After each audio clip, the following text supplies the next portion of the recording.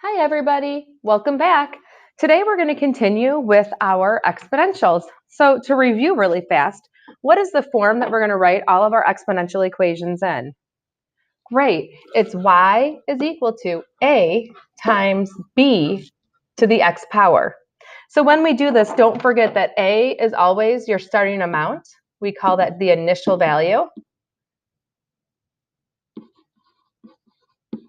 And b is always the rate. So let's get started. Jeremy bought a new car for $25,000 in 2005. The car depreciates 15% each year. We need to write an equation to represent the situation. So first, I need to define my variables. It says each year, whatever this is, that is what x is. So x is measured in years. And what are we talking about? Well, we're talking about how much his car is worth. So we're going to say the value of his car. So when I write that equation, I have to look to see what's going on here. It says depreciates. Remember, depreciates means going down. So if it's going down 15%, we do 100 minus 15 is equal to, good, 85. And then we have to divide it by, yes, 100. And that is equal to 0.85. So when I write my equation, I have y is equal to my initial value, so 25,000, times my rate, which is 0.85, raised to the x power. So now the question is this exponential growth or decay? Well, we just talked about depreciate, meaning going down. So it is decay. And the word in the problem that tells us that is depreciates. Awesome. So now that I have the equation, I have to go ahead and graph my function. So to recap, the equation that we wrote from above, since we can't see it anymore, is y is equal to 25,000 times 0.85 raised to the x power. So take a moment and enter these numbers into your calculator. So hit pause now.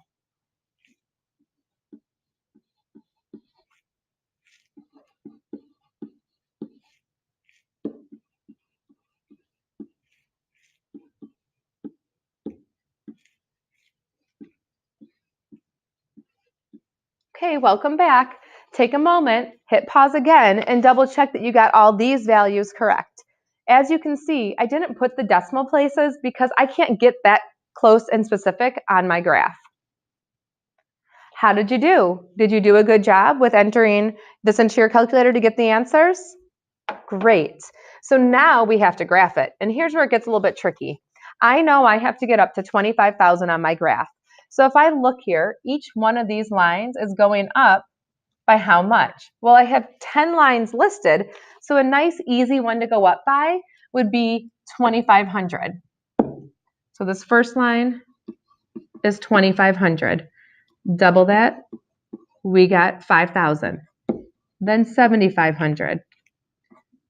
Then 10,000. 12,500. 15,000. 17,500. Oops. Added some extra zeros here. Sorry about that. There we go. And then we have 20,000. And then we have 22,500, and we're ending at 25,000.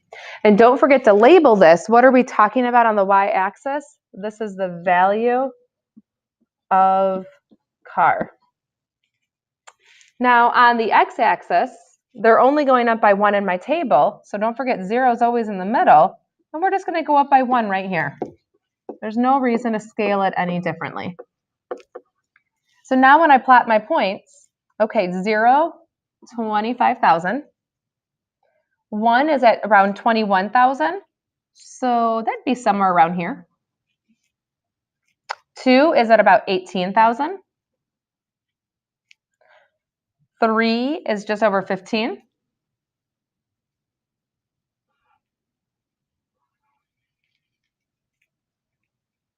And 4 is at about 13,000.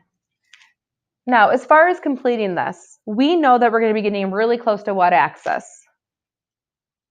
Right, we're going to get close to the x-axis because my asymptote in this equation is at 0. So when I graph this, I need, even though it kind of looks like a straight line, I'm actually going to connect my dots and curve it down towards the x-axis. My next question asks me, okay, what is the value of the car in 2017? Well, if you look back up to the top of the problem, it tells us that in 2005 is when we bought the car. So what we need to do is take 2017 and subtract it from 2005. So subtract those out, and how many years has gone by? Awesome, 12. So we go back to our original equation. Y is equal to 25,000 times 0.85, but now my exponent's going to be the number that I figured out right here, 12. So we're going to go ahead and enter that in our calculator. Good, and what your answer you should have gotten is $3,556.04. Make sure you round this decimal place correctly, and also make sure that you label it correctly, because both those are very important parts. And then finally, we kind of already talked about this, but would the value of the car ever be negative? Well, the answer would be no, because remember, we said there's the asymptote that's coming through at 0. And so, no, can't go below the asymptote at y is equal to 0. Great job. Let's go ahead and look at another problem. Number 2 is talking about the population of Mathopolis in 2003, and it's estimated to be about 38,000. And it says it has an increase of about 2.7% annually. So first of all, the word annually tells us what x is. This is our x. Annually is talking about the years. So y is talking about well, what are we talking about in the problem?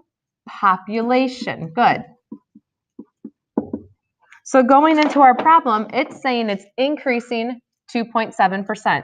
So we take our 100 and add 2.7, and that gives us, good, 102.7. Then we divide it by 100. That's a big part that we can't forget.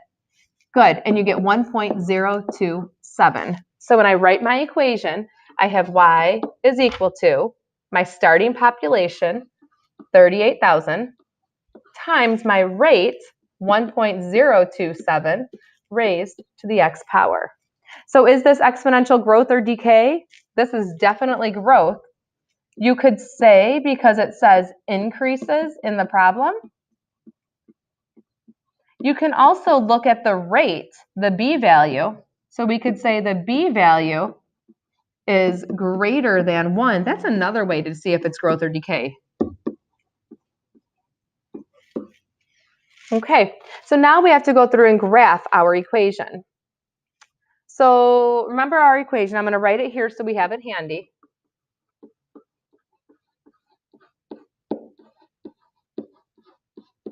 Take a moment and substitute in these values. Now, while you're doing that, be very careful, because notice my x values are going up by 10. Yes. So hit pause now and punch this into your calculator to make sure you're getting the right values.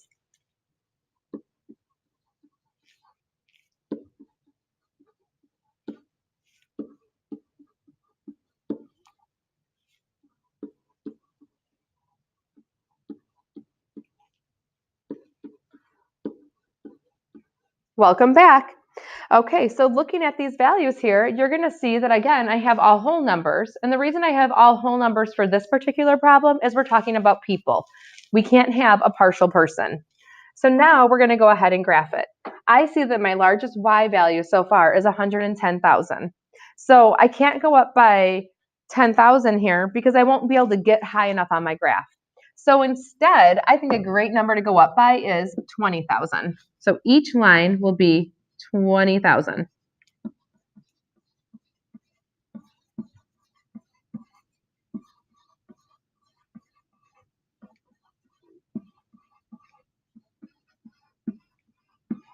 Okay, and what is the y value again talking about? Right, the population. On my x value, we can see our x's go up by 10, so every single line should be 10.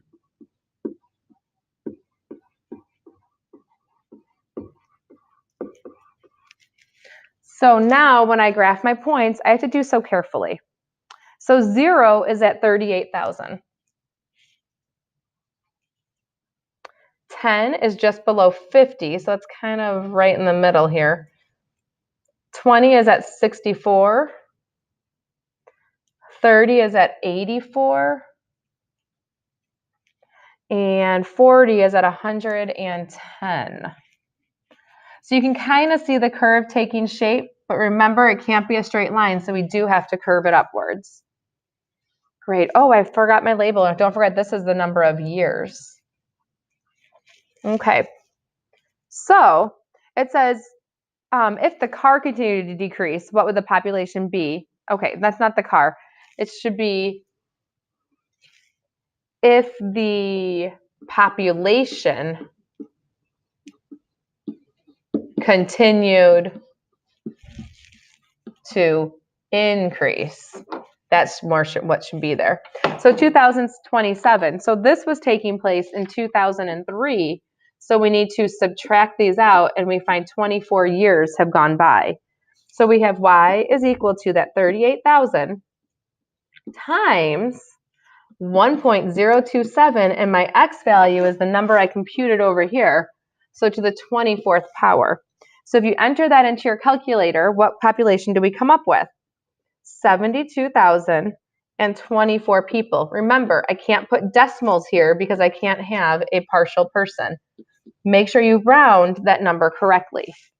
Good. Now this next one's kind of interesting. So it's saying, what was the population in 1980? So again, we know what it was in 2003, so we have to subtract it here. When you subtract this out, you actually get a negative 23. So we're going to use that same red equation from above, but now for our exponent, we're going to put a negative 23 here. So now that negative 23 is what comes up here. So punch that into your calculator. Good. And the number you should have gotten is 20,590 people. Excellent job. Okay, so let's go and try one more problem. This last problem, to me, it's kind of fun because it's real life. You guys will come up with situations where you may have to tackle something like this. So this one says, congrats, you just graduated from NIU and are looking for a job so you can start making some money. And you have two offers.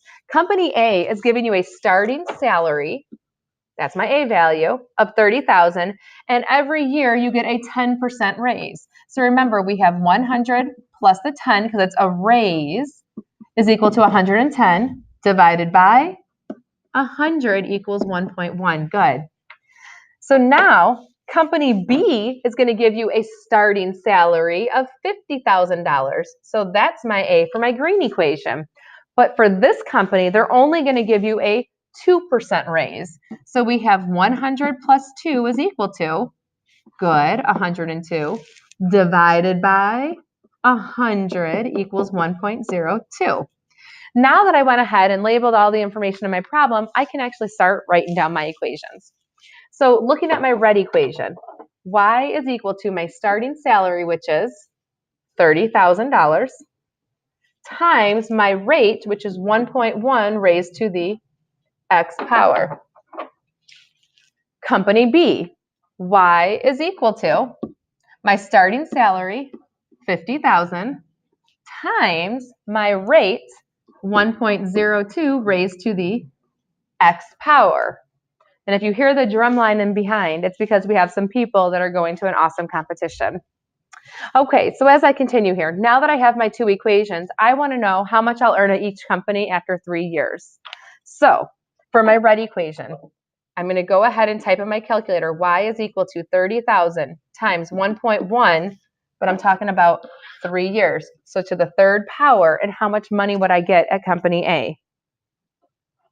Right, you get actually a whole number, 39,000 $930. Okay, let's look and see how much money I make at company B. So again, I have my equation. Y is equal to $50,000 times 1.02 raised to the, again, third power. So for company B, how much money am I going to make? Good, round that decimal carefully. $53,060.40. We're talking about dollars, so you should have two decimal places. All right, so as of right now, it's looking like obviously you're starting at $50,000. Company B must be a better choice. However, now we want to know who's going to save more money or give you more money after 12 years. So again, I'm going to take that same equation from above, my red equation. Y is equal to that 30,000 times 1.1. But now my value I'm going to put in for X is 12. And when I do that, the number I come up with is $94,152.85. Now I'm going to do the same thing for the green equation. So Y is equal to 50,000 times 1.02, again, raised to the 12th power, and company B would give me only $63,412.09. So which company would be the better company to choose? Remember, A is red and B is green. So which company is the better deal? Obviously, company A. And then how do we figure out by how much, or how do you know this? If you subtract these two numbers, you would make, all right, enter that in your calculator. Watch your decimals carefully. Good. When you subtract those, you get $30,740.76 more by going with company A. Okay, I hope you guys had a great job doing today's lessons. As always, if you have any questions at all, feel free to rewatch the video, or you could also ask your teacher. Thanks again, and have a great day. Bye.